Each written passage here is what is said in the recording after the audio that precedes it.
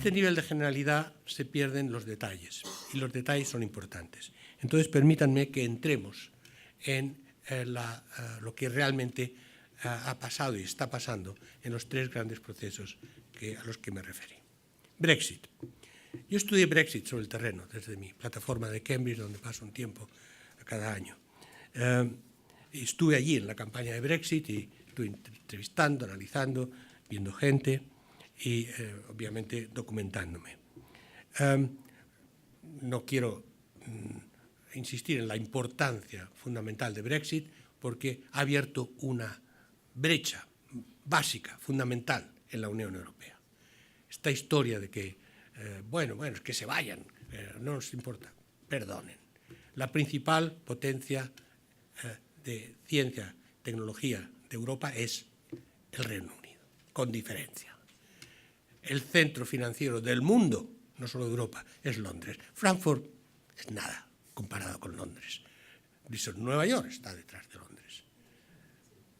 Y eso no lo van a perder, lo pierde Europa, no Inglaterra, etcétera, etcétera. Bueno, y si quisiéramos, el único ejército digno de ese nombre es el inglés. Con lo cual, la idea de unas fuerzas armadas europeas propias, distintas de la OTAN, que todavía sigue, queda realmente dañada como perspectiva. Todo eso lo sabemos, pero ¿qué es Brexit? Primero, ¿qué es? Exactamente, ¿qué es lo que compone el movimiento de salida de la Unión Europea? Primero, la crítica al supergobierno de Bruselas y de la Comisión Europea. La crítica a la tecnoburocracia de Bruselas. Miren ustedes, la Comisión Europea teóricamente es un organismo técnico. No tiene ningún poder político. El poder político lo tiene el Consejo de Ministros y lo tiene el Parlamento Europeo. Pero la Comisión Europea y sus sucesivos presidentes han actuado siempre como si fueran los gobiernos de Europa. Y el presidente de la Comisión Europea, incluso bien intencionados como Jacques Delors, siempre pensaron que ellos eran los presidentes de Europa. Por eso, si hay un nombre que Brexit, el movimiento Brexit, puso en la picota como símbolo, era Jacques Delors, precisamente, el más europeísta. Porque, en cualquier caso, ese movimiento se dirigió contra el intento de Bruselas de crear un gobierno por encima de la soberanía nacional. Estos son los documentos de Brexit, los discursos, los análisis. O sea, no es lo que yo pienso de lo que piensa Brexit, es lo que piensa Brexit. Por eso, cuidado con mi tono, porque yo les estoy contando cosas que a mí me parecen horribles, pero les estoy contando desde la perspectiva de los actores, para que entendamos esa lógica antes de oponernos, si nos quisiéramos oponer. Por tanto, ligado a esto es la defensa de la soberanía del Reino Unido. El control. Take control, en inglés, era la palabra que se repetía más. El control de las fronteras, pero el control de todo. El control de la política agrícola, el control de la política social, el control de la política financiera. Todo el control. Retomar los poderes que el Estado nacional había perdido. Segundo gran tema de Brexit. Tercer gran tema, como siempre, la inmigración. Fundamental. Esto fue el tema más movilizador. Pero miren por dónde. Contra la inmigración europea y de Europa del Este. No les molestaba. Bueno, les molestaba como siempre, digamos, el racismo habitual. La inmigración de África, la inmigración de Asia, la inmigración de América Latina. Todo esto no les molestaba. ¿Por qué? Porque no tenían derecho. Tenían que pasar controles de frontera, tenían que tener visado, estaban sometidos a un cupo. O sea, no eran nuestros. No eran como nosotros. No tenían derechos. Y esto es algo que yo siempre, en mis análisis de la inmigración, subrayo. La inmigración, sobre todo las élites económicas de los países, siempre han sido favorables, a condición de que sea inmigración sin derechos. Porque entonces es perfecto. Recibes un trabajador, trabajadora ya formado, ya preparado, no tienes que invertir en educación, salud, etcétera, ya viene todo empaquetado y hecho. y viene para los años productivos de la vida, produce, envía ahorros, pero también compra en el país, es un bonus para la economía y ya está. Pero sin derechos, por favor, porque si viene con derechos, ahí es un problema. Por tanto, la lucha siempre con la inmigración es limitar al máximo posible los derechos de los inmigrantes. Por eso, en América, las empresas preferirían tener trabajadores indocumentados. Son los trabajadores y los sindicatos los que no quieren trabajadores indocumentados, porque les compiten. Pero tener un trabajador que no puede decir nada porque llamas a la policía y lo deportan, eso es lo ideal para muchas empresas, en particular para la agricultura más potente del mundo, que es la de California, y que tiene 70% de trabajadores indocumentados entre sus trabajadores. Pues bien, la inmigración de Europa del Este fue un elemento fundamental, de hecho el detonante, porque es cierto que llegaron en 5 años más o menos 500.000 a Inglaterra. Hay algo curioso en todo esto, que es a Inglaterra. Y digo Inglaterra porque se concentraron en Inglaterra, no fueron a Escocia.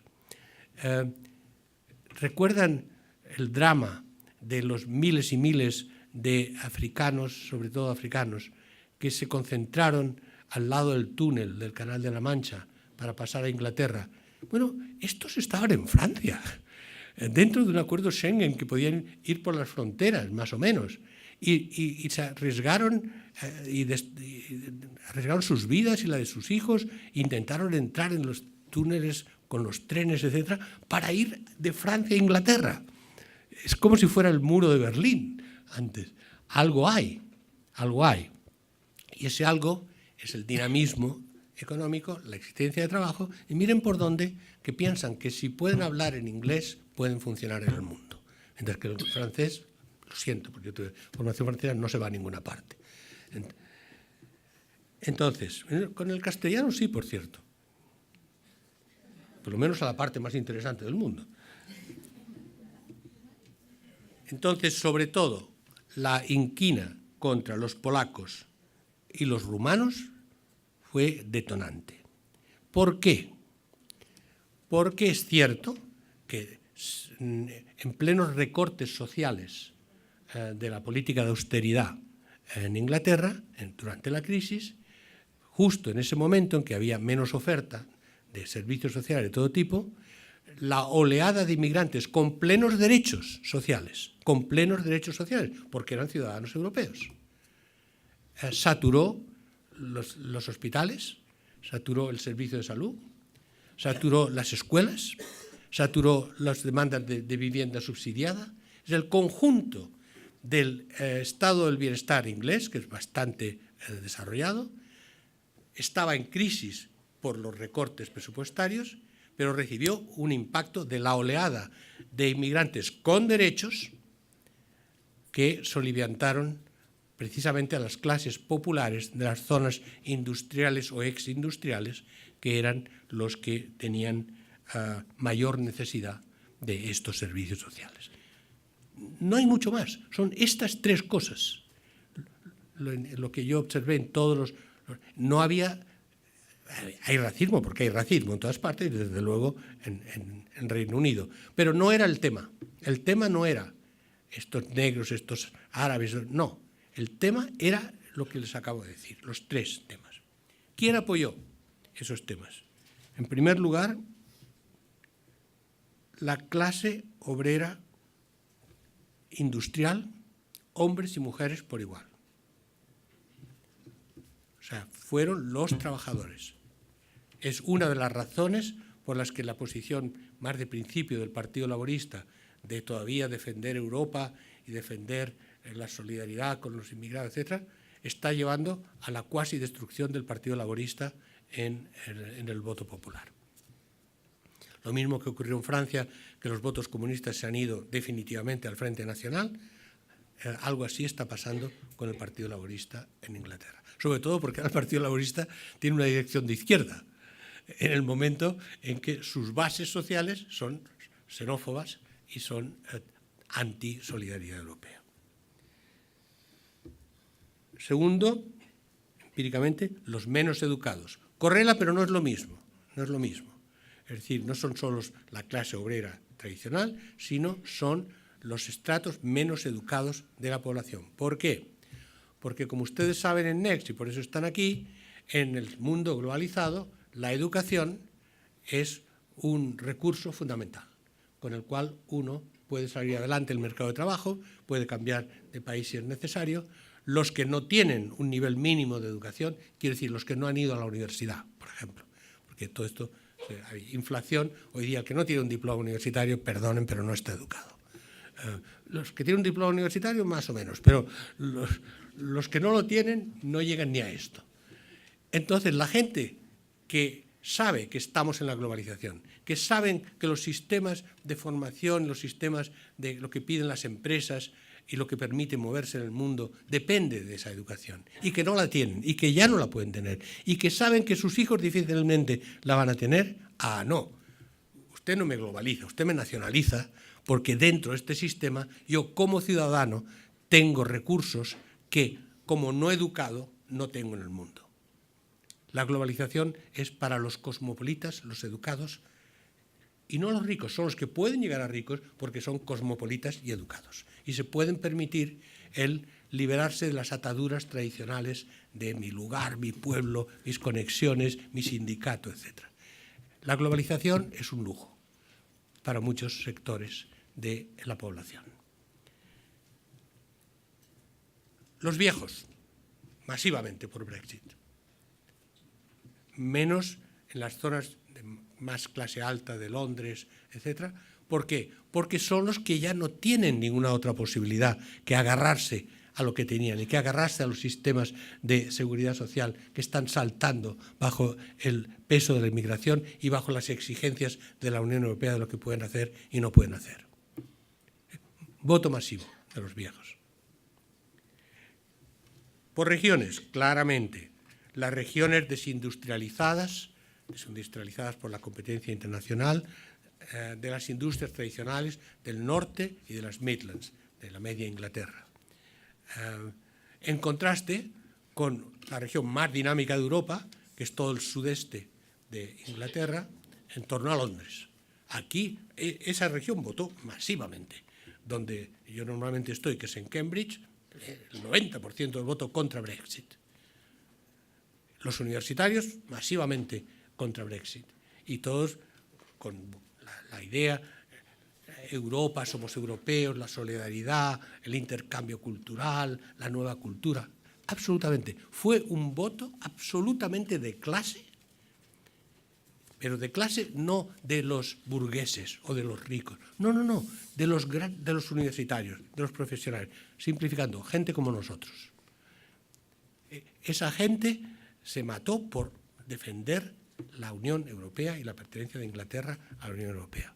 Pero todo lo que era las clases obreras tradicionales, los sectores menos educados, las regiones desindustrializadas, hablando claro en geografía política, el territorio laborista. Ese territorio votó Brexit, supermayoritariamente. Como saben, el voto final fue 52-48, bastante amplio, pero en esas regiones fue 60-40. También las comarcas rurales, incluidas las comarcas rurales de las regiones metropolitanas.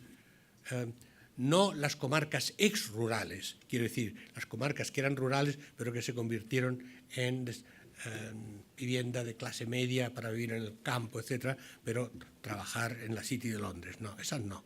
Pero lo que eran rural, lo que queda, lo poco que queda de la Inglaterra rural, votó allí. Otra variable que también correla, pero no es lo mismo, los de menores ingresos. Es decir, clase obrera, menos educados, menores ingresos, pensionistas, son lo que antes llamábamos las clases desfavorecidas, masivamente por Brexit. Y, finalmente, también aquellas zonas donde había más paro. Pero no fue lo determinante. Luego volveré sobre esto en el caso de Estados Unidos, pero no fue lo determinante, porque no había mucho paro en Inglaterra, no era como aquí, ni siquiera tanto paro juvenil. En Londres, paro mínimo. entre toda la zona de Londres. Pero en los otros lugares el paro podía llegar a un 12%, pero no era España. Por tanto, todavía había un 80% de gente ocupada. Por tanto, no fue el paro, fue la posibilidad, la pérdida de empleo industrial que era el que podían tener. Porque, ¿qué decimos cuando no hay paro? Quiere decir que los que antes podían ser trabajadores de la industria, ahora encuentran trabajo en servicios poco cualificados, de manutención, de transporte, a un nivel bastante inferior y con menos seguridad de empleo. Y el problema no es el paro, es la precariedad del empleo. Y es el salir de lo que eran las formas tradicionales de trabajo industrial. Hay, de todo lo que les he dicho, una excepción importante, que es la excepción escocesa, que reúne muchas de estas características que acabo de señalar, como desindustrialización, etc., aunque, claro, tienen petróleo y eso atenúa la situación, pero en otros muchos factores de los que acabo de citar están presentes en Escocia, pero Escocia votó absolutamente por el Brexit. Pero eso es el nacionalismo escocés. Es un poco como Cataluña, que son los más proeuropeos de España, o somos los más proeuropeos de España, para escaparnos de España. O sea, esa es la lógica del asunto. Cuanto más europeos y más ligados a Europa y más supranacionalidad hay en Europa, menos nacionalidad hay al interior del Estado-nación. El instrumento político del Brexit y por qué el Brexit se articuló fuertemente. Fue una campaña intensa, organizada, financiada, pero mucho menos financiada que el Stay, los que defendían la Unión Europea. Y hay que decir que todas las élites, bueno, por cierto, ¿quién combatió al Brexit? Eso es fácil, todas las élites económicas y todas las élites políticas. Eso es fácil. Pero no todas, el 100% de las élites políticas. Aquí vengo. El Brexit era una idea de siempre del partido de extrema derecha nacionalista inglés, el UKIP, el Independent Party, pero con un líder demagogo, Farage, que lleva siempre diciendo esto. Pero no tuvieron nunca fuerza suficiente. ¿Por qué?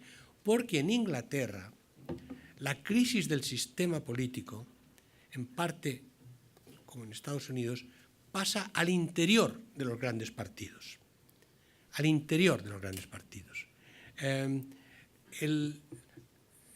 Lo esencial para el Brexit fue que el Partido Conservador, que siempre ha tenido un ala euroescéptica y un ala más conservadora que la media de los conservadores, fue el ala derecha del Partido Conservador que tomó el poder contra todo el establishment clásico del Partido Conservador. Entonces, es distinto. Es decir, y cuando la gente le reprocha, yo he oído a varios líderes europeos reprochar a Cameron por qué convocó el referéndum, es muy sencillo. Cameron lo tuvo que poner en su programa electoral. ¿Por qué? Porque era una condición esencial para que no se rompiera el Partido Conservador, en que los euroescépticos habían ido ganando, en gran parte empujados por los ciudadanos que los votaban en esas circunscripciones, y porque además los euroescépticos vieron que una forma de liquidar definitivamente al Partido Laborista era arrebatarles el voto popular de las regiones tradicionalmente laboristas en base al europeísmo, antieuropeísmo. Pero los laboristas permanecieron fieles al europeísmo y ahí es donde los atacó el Partido Conservador. Pero luego no podían volver atrás. Y Cameron todavía es el tipo de líder, que no tenemos muchos así, de que cuando hace una promesa importante la cumple. Entonces, si él había prometido que haría un referéndum, decidió hacerlo y jugarse a fondo, eso sí, y confiaba en ganarlo. Y de hecho, hasta 3 días antes se creía que ganaba el sí a Europa, perdía el Brexit, incluso unas horas antes, incluso algunos periódicos ingleses titularon que había ganado el Stay, el quedarse en Europa. pero no es fue más bien la confianza que tenían y los famosos exit polls, las encuestas a pie de urna, que se equivocan cada vez más. No, porque los ciudadanos no dicen lo que acaban de votar, porque no se fían de estos tampoco. Esa es la razón. No es que técnicamente sean peores, es que la desconfianza llega a los encuestadores de opinión. Y no hay manera de superar eso. Entonces, las élites jugaron a fondo y Cameron pensaba que con esta batería de apoyos podía ganar el referéndum y entonces por fin dedicarse tranquilamente a una nueva relación con Europa, nacionalista, pilotada, no lo mismo, etcétera, etcétera, pero podía hacerlo. Y además se jugó él y dijo, y si pierdo, entonces dimitiré, con lo cual será el caos en el partido, no sé qué. Se jugó a fondo y también cumplió. Perdió y dimitió. Vamos a empezar a tomar nota de quienes todavía pueden reconstruir la democracia liberal en base a esto y quienes no.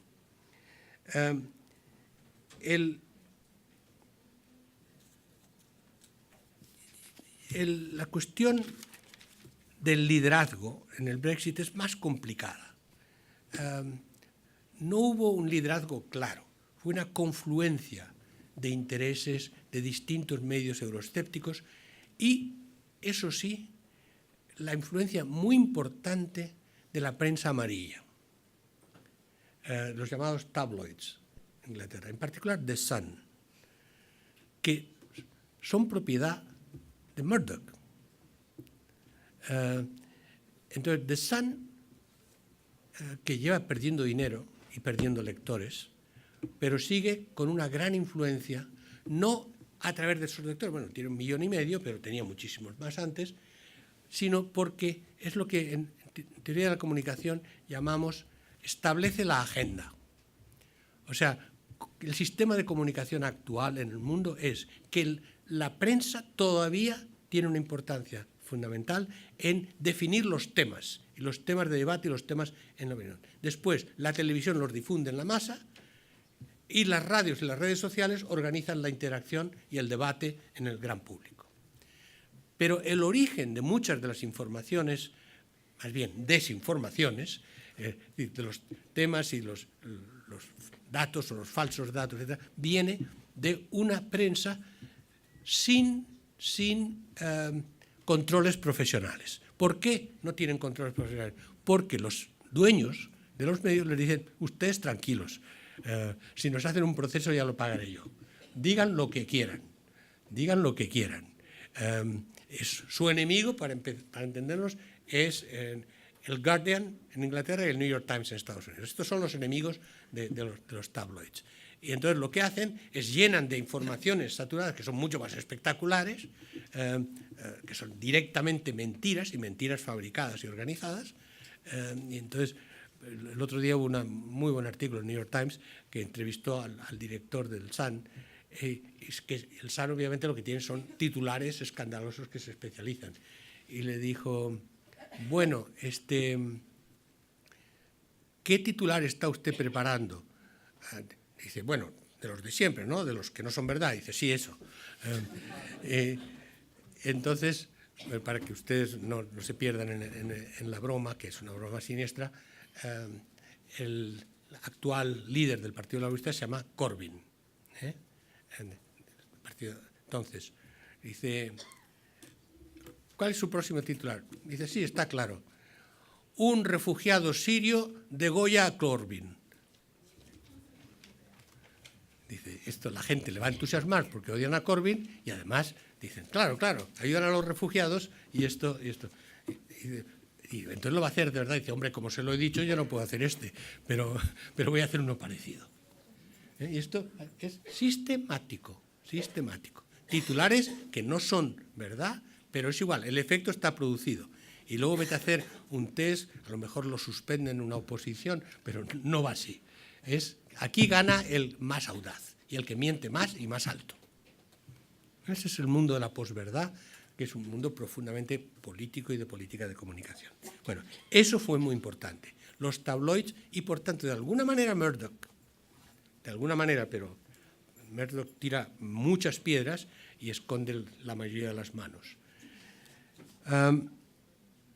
Hubo un líder, que hoy día es ministro de Asuntos Exteriores, que es Boris Johnson, que yo le seguí muy de cerca. Boris Johnson es un personaje bastante increíble, alcalde de Londres con los conservadores, y su abuelo, era turco y musulmán. Turco y musulmán. Pero su bisabuela, su abuela también, su abuela, que se casó con el turco musulmán, proviene de una línea aristocrática inglesa directamente del rey Jorge II, George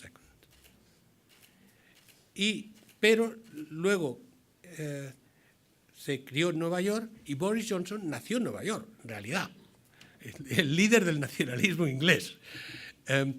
Y ella, en Nueva York ya la familia se mezcló, aristocracia inglesa y familia judía.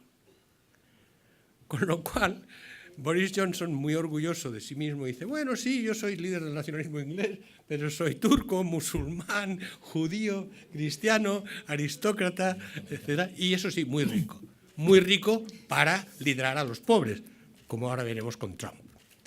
Es ese mundo en el que quiero que ustedes entren, que rompe todos los esquemas. Boris Johnson es millonario y fue educado en Eton y en Oxford, las dos escuelas de élite fundamentales. Bueno, entonces, pero era suficientemente inteligente para saber que hay que dar carnaza a las masas, y que cuando vio una oportunidad de con eso llegar al poder y hacer saltar el Partido Conservador que a él no le favorecía, se metió a fondo y ganó.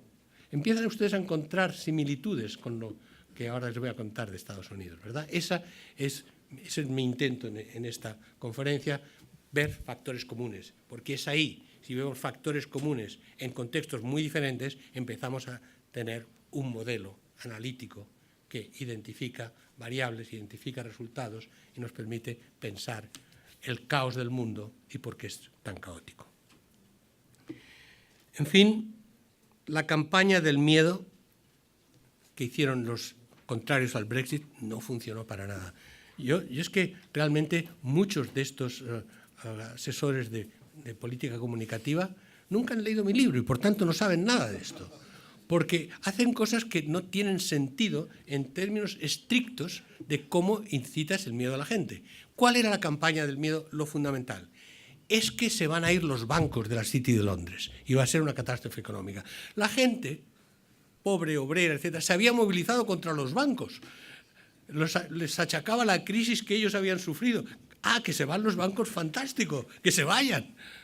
Nos hacemos nuestras cooperativas de crédito. ¿Cómo puedes, para algo que es una campaña sostenida por las clases populares, darles miedo con que las élites empresariales, empezando por los bancos, se van a ir de la City de Londres?